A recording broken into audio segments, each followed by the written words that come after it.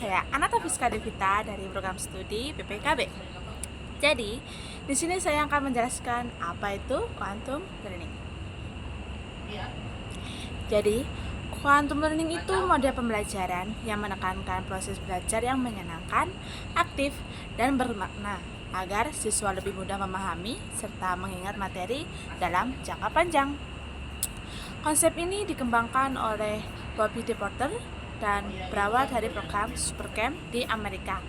Tujuannya itu untuk meningkatkan kemampuan belajar secara efektif.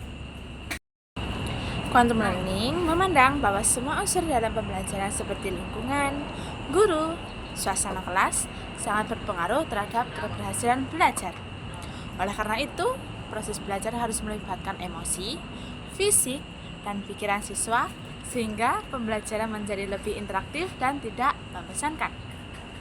Prinsip-prinsip utama dalam quantum learning meliputi segalanya berbicara, segalanya bertujuan, pengalaman sebelum konsep, mengakui setiap usaha, dan merayakan hasil belajar.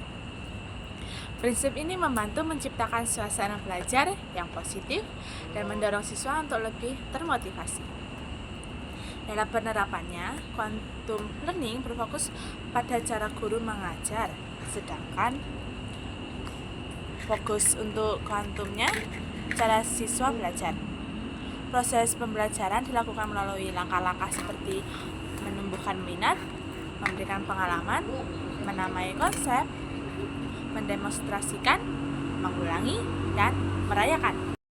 Metode ini biasanya diterapkan melalui kegiatan seperti diskusi, permainan, role play, maupun praktik langsung sehingga siswa menjadi lebih aktif dan terlibat dalam pembelajaran.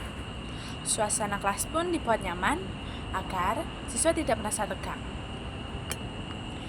Dengan demikian, quantum learning merupakan pendekatan pembelajaran yang bersifat holistik karena mengintegrasikan aspek kognitif, emosi, dan lingkungan untuk memotivasi pemahaman dan hasil belajar siswa secara optimal.